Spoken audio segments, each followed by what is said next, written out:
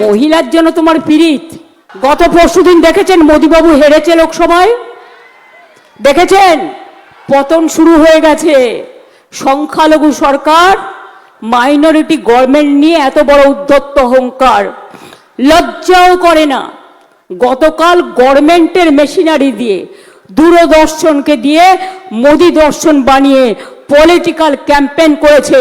আমরা কমপ্লেনও করব এবং আমরা ধিক্কার জানাই। মহিলার জন্য তোমার পীড়িত, দয়া মায়া। এবার বলি, মহিলা বিল পাশ হয়েছিল কবে? 2023 সালের 25শে সেপ্টেম্বর।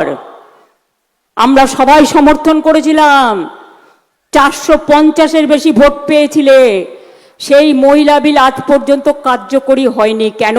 মোদি বাবু জবাব দাও, অমিত শাহ জবাব দাও, বিজেপি পার্টি জবাব দাও। আমাদের নামে মিথ্যে কথা বলছো। তোমরা কি করেছিলে? মহিলা বিলটাকে আলাদা না করে, এক বিল কবার পাস হয়, কভার করে মহিলা বিলের সাথে তোমরা ডিলিমিটেশন যুক্ত করে দিয়েছিলে। তার অর্থ বঙ্গভঙ্গ করা, তার অর্থ দেশভঙ্গ করা, তার অর্থ নিজেরা হারবে জেনে 543টা সিটের জায়গায় 850-র বেশি সিট করবার জন্য এই পরিকল্পনা করেছিলেন। তোমরা যদি মহিলাদের ভালোবাসতে, মহিলাদের বিল যেটা পাশ হয়ে গেছে সেটা চালু করে দিতে। কোনোদিন বিজেপি করবে না। আবার করো, সমর্থন দিয়ে দেবো। মহিলা বিলের জন্য আমরা পুরোপুরি মেয়েদের সাথে আছি। শুনুন, আমরা বলি না, করি। একমাত্র রাজ্য বাংলায় আমার লোকসভায় 37%, 33 নয়, 37% আমার ইলেক্টেড মহিলা আছে। তোমাদের নাক কান মুলে নাক খত দেওয়া উচিত।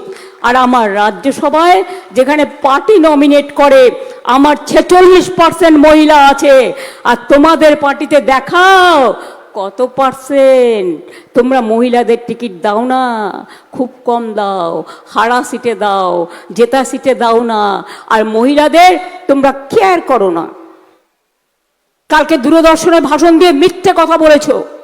মাননীয় প্রধানমন্ত্রী, আমি আপনাকে চ্যালেঞ্জ করছি, আপনি কি করে চেয়ারে থেকে, যখন একটা রাজ্যে ইলেকশন চলছে, সরকারি মেশিনারি ইউজ করে আপনি ইললিগাল কাজ করেন, পলিটিক্যাল ক্যাম্পেইন করেন? আপনাকে মানুষের কাছে জবাব দিতে হবে। आपको रिप्लाई देना चाहिए to the people of India that you are doing the illegal campaign for your party. It is not Mahila bill, it is the delimitation bill, and Mahila bill is already passed 2023, 25th September, where more than 450 votes we all supported. Where is the condition? Where is that Mahila bill? Why didn't you operate that? Why didn't you identify that and notify that? ভোটের আগে চালাকি, শুধু মিথ্যে কথা বলে বলে পেরিয়ে যাবে। আর দূরদর্শনে বক্তৃতা দেবে, এমনকি স্কুল স্টুডেন্টদের কাছেও। লজ্জাও করে না। বিজেপি পার্টি থেকে সিবিএসসি স্কুলে প্রচারপত্র পাঠিয়ে বলা হয়েছে আমাদের সমর্থন দিন। কোন জায়গায় গেছে বুঝতে পারছেন? আজকে মা বোনেদের কাছে গিয়ে বলছে ফর্ম ফিল আপ করুন। কেন? তুমি বাজেটে টাকাটা দিলে না কেন? আমি তো বাজেটে লক্ষ্মীর ভাণ্ডার বাড়িয়ে দিলাম। আপনারা মার্চ মাস থেকে পেতে শুরু করেছেন, তোমারও ফেব্রুয়ারি মাসে বাজেট হয়েছিল, তুমি তখন কেন করলে না? তাহলে বুঝতাম তুমি সত্যি করেছো। তুমি করবে না। তুমি মেয়েদের ওখানে কার্ড বিলি করে কি করছো?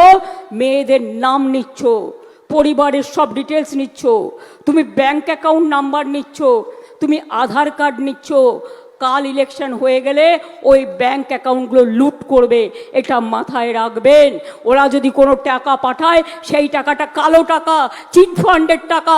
মনে রাখবেন, ওই টাকা গ্রহণ করবেন না। আপনি 365 দিন লক্ষ্মীর ভাণ্ডার চান না? বিজেপির কথায় ভোটের আগে ওদের মিথ্যা ভাষণে বিহারের মতো একবার দিল, তারপরে এবার এই বুলডোজার চালিয়ে দিল। আর এখন মহিলাদের বলছে যা দিয়েছি ফেরত দাও।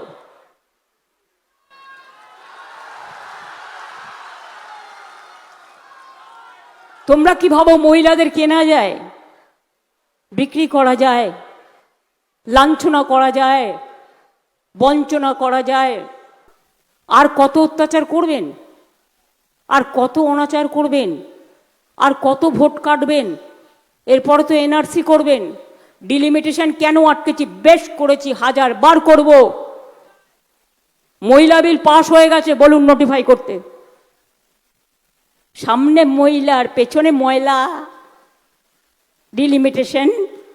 আবার জাতির উদ্দেশ্যে ভাষণ দিচ্ছেন, কত বড় দেশের নেতা। তাহলে কেন মিথ্যে বলেছিলেন? ওই টাকা আপনাকে ফেরত দিতে হবে, আর তা নাহলে আপনার পদত্যাগ করা উচিত মোরালি।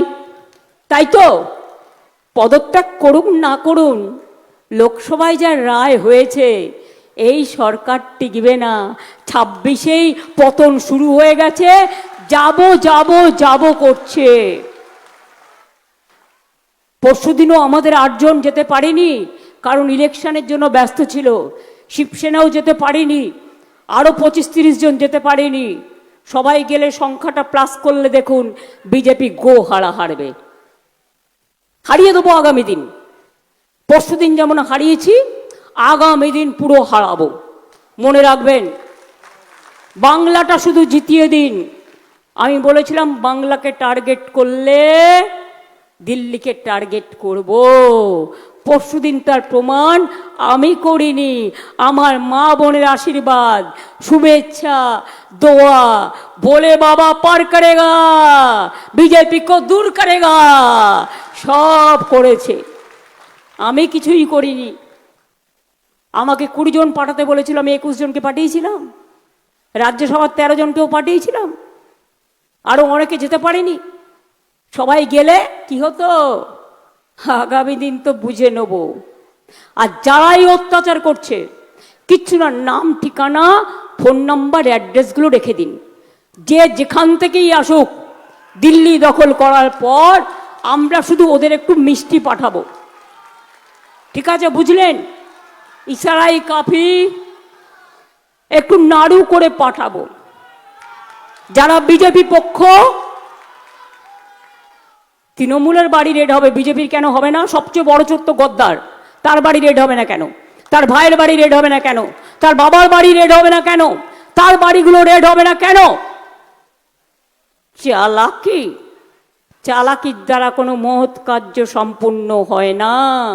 ধর্মের কল বাতাসে নড়ে, এটা মাথায় রাখবেন। অত উদ্ধত্ত অহংকার ভালো নয়।